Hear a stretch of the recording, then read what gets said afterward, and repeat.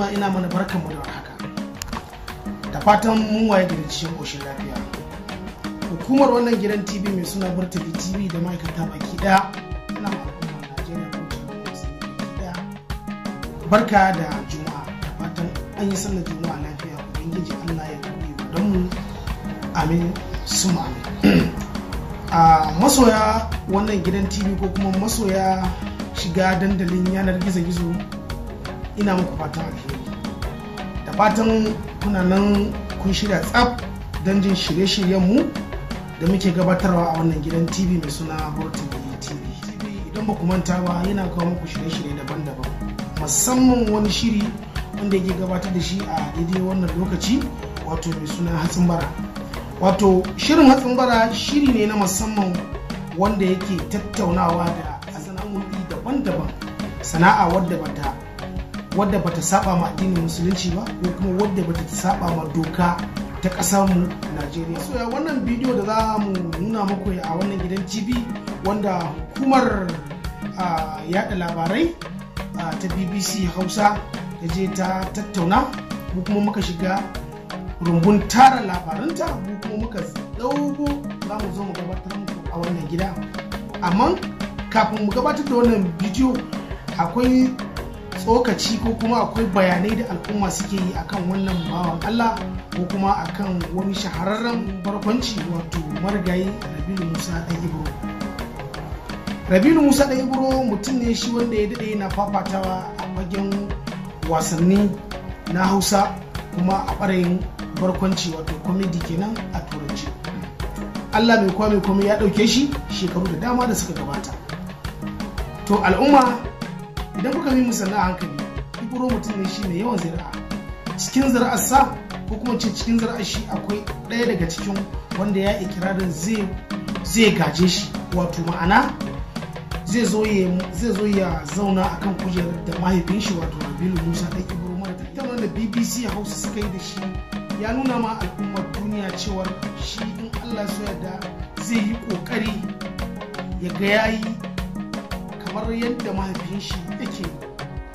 Kuma an samu tsokaci daga al'umma masoya kallo, masoya shi Rabilu Musa Dan Ibro ko kuma masoya kallon fina-finan Hausa na arewacin Najeriya suna cewa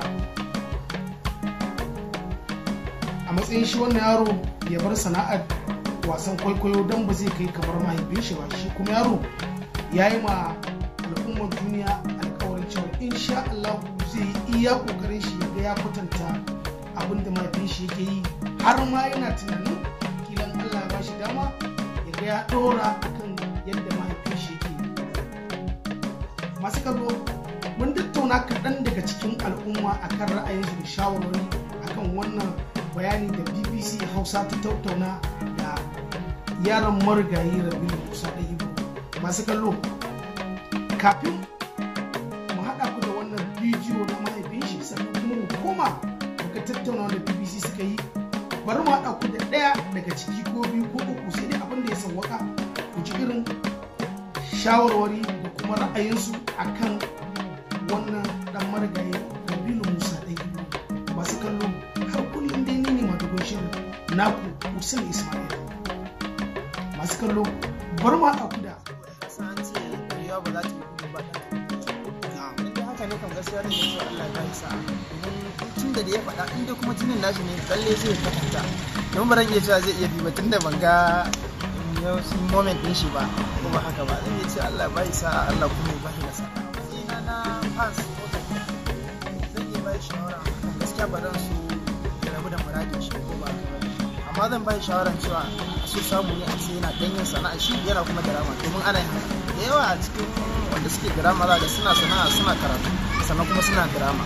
Ni shawara kenan da zan bai kenan, sannan kuma za ga wani kila zai iya bai ya ce gwamma ma ya zo ya rubuta drama, amma ni a shawara ta shine ya zo ya yi drama, zai iya hada da drama da kuma kasuwancin shi.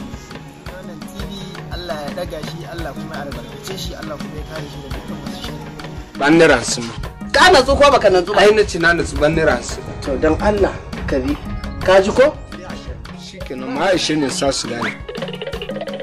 Sigari ba da kuwa ba ko kosai kai Rabe ka mun kudi na. ina mami ba ne son ya ga bayan mu kuma ubangiji Allah nuna mana karshen sa muka sai mun waiga ya hango bayan namu.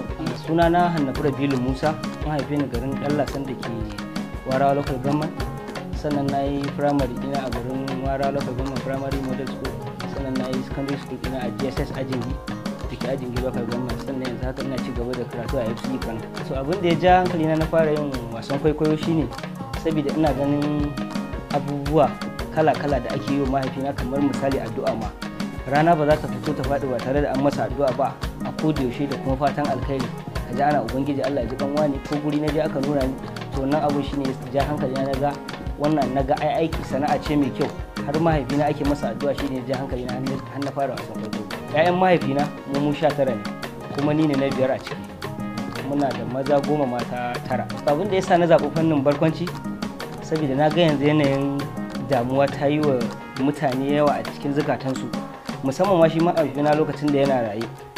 Shi ma fannin da yake ciki kenan, saboda ko masu hawan jini shi suke kallo, saboda yayi damuwa da kuma kore duk wani takaici ko kunci da yake cikin zukatan mutane. Saboda shi kansa ma an kasa masa kyamara ana acting da shi, kyamarar ma dariya yake bata, barantana kuma yayan adam. Shi yasa ni ma na zaɓi wannan yanayin saboda in ga nishaɗin da al'umma. Sannan ina so in gaya muku wannan wanda suka yi wannan rashi, ina son sanar da ku cewa Ibro ya mutu kuma Ibro ya dawo in Allah ya yarda.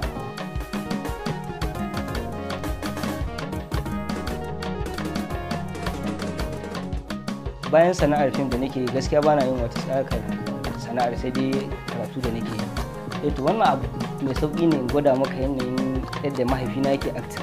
Bari in baka wani abu nasa a cikin wani fim.